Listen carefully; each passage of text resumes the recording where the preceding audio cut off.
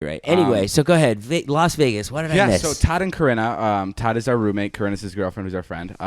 They went to Vegas to just. I saw you move in on that. That was pretty interesting. They had a plan for Vegas. To be fair, they invited me after I asked 10 times. No. Corinna invited you when you took her up on it, but she took back. She got really mad. I saw that part. Corinna invited me because she was just like, okay, yeah, David comes. That's fun. And then I'm like, so Corinna, if you're inviting me, does that mean you just want a bunch of people to come? And I guess she didn't know how serious I was when I said that, but I think she was just like... Stupid Corinna. Of course you're serious. She was like, fine. So I called Jonah. I called Jason. I called Alex. And I called Carly and Bruce and then Matt King. And we all ended up going, other than Jason. Jason ended up ditching. So I booked tickets for that night because I had to film that day. Sure. So I booked tickets for 9:30. We got to the airport at 9 o'clock. Sorry, 8:45. 8:45. Ooh, so close. Almost missed. LAX.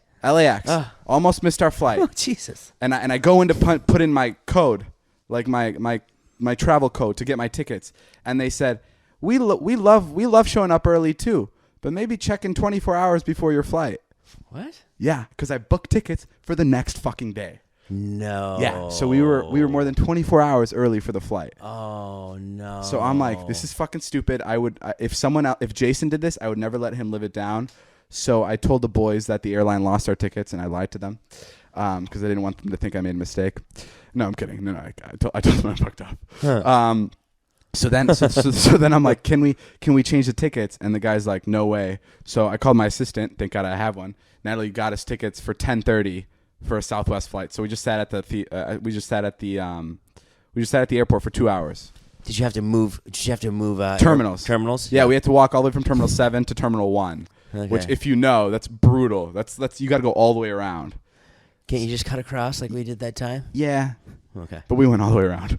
You did? Anyway, so I'm so fucking glad I didn't come with you. Oh, you would have hated it. Listen, this sounds awful already. Shut up. Just the anxiety and the stress. So we got... Even before we get there. You would have been filming all of this and you would have loved it. I don't like filming shit like this because I don't enjoy it as much. Right. And then we got to our 10:30 flight and it got delayed an hour. So we're at the airport till 11:30. No. Yeah. Fucking 11:30 to go to Vegas for where we're only staying till noon the next day.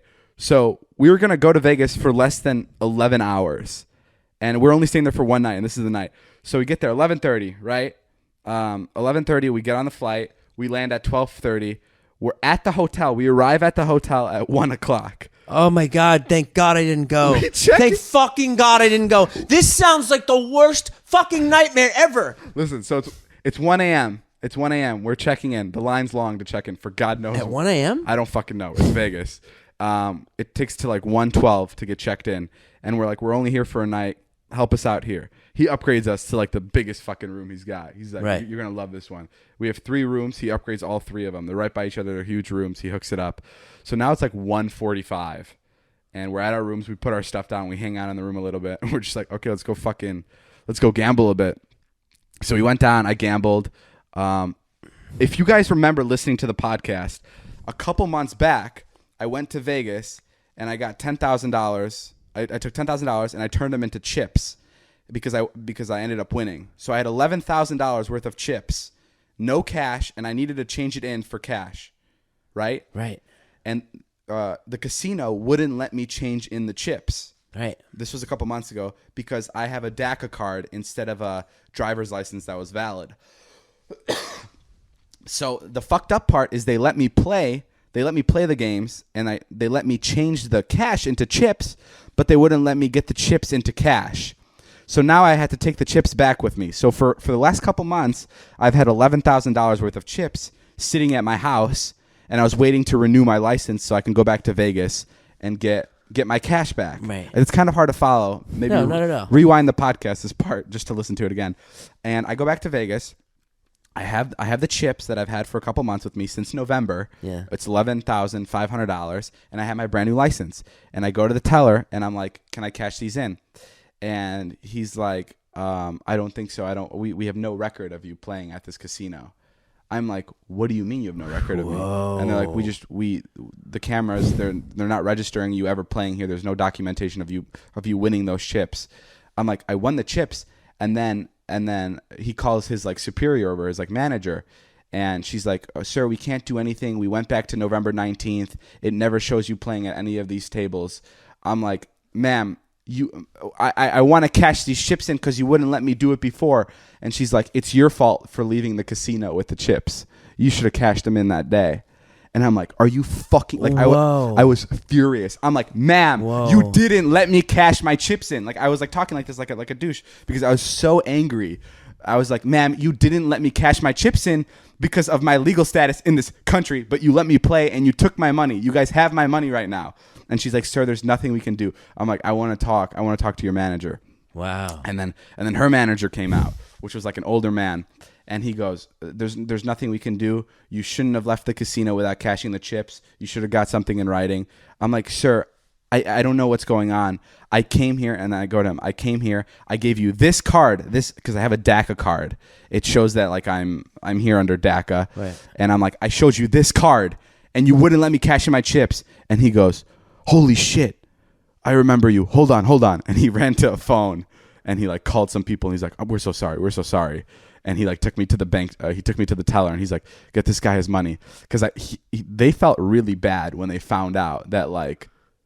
You were David Dobrik from YouTube? No, like, because I think... The guy remembered you, really? Yeah, he remembered the situation. Wow. I think he remembered me because I genuinely think I could have...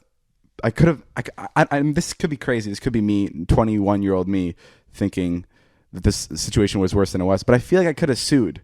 Because, granted, $11,000 wasn't the most amount of money, but they took my money. They let me play their games. Sure. But then they wouldn't let me get my money back. Right. That doesn't make any sense. That's really fucked up. And I think he knew how they fucked up the first time it happened. Right. That's why this time when I came back, he was so urgent. He's like, fuck, let's get this fixed before. So you think he fucked up the first time? I think they fucked up the first time, and he didn't want me to be pissed and file a complaint anywhere else. Because it would have fucked the casino. But yeah, he was really nice, and he gave me my cash. And then I went and gambled it and lost it again. I went and gambled it, and I fucking was on fire. You were? I was on fire. I went around. I'm like, my dad owns this casino. I do that thing every time. Every time I'm on fire, I'm like, my dad owns a casino. Yeah. I'm like, I'm counting cards right now. I'm really good at it. Right. And Bruce is like, yep, his dad owns the casino. His name is Mr. Palace. Because we're at the Caesar's Palace. Yeah, I was on fire. I was winning a couple $1,000s here and there, and it was just like, yeah. That's awesome. Yeah, it was crazy. Roulette?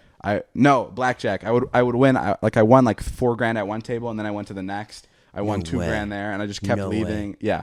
And then what happened? How much did you leave? I lost it all. No, you didn't. No, I was up like I'm up like 4,000. That's great. Yeah, so I made 4,000 on this trip from gambling. Fuck yeah. But anyway, this was this. What time is this now? This is 4:30 a.m. So 4:30 a.m. Aren't you exhausted? No, because I heard, and if this may be true, this may not be true, that the casino pumps air into the casino to keep you up, and there's no clocks in a casino, so you don't know what time it is, and you feel like you're fucking high at this casino. Like it's literally like being on. It's like being on Adderall. It's like being coked up. Like you're because I don't know how to explain it. It could just be like gambling and like the adrenaline you feel through gambling. Sure. But it genuinely feels like they're pumping like oxygen into the casino to make you stay up. I want to continue the story. Sure. But I have to pay for bills.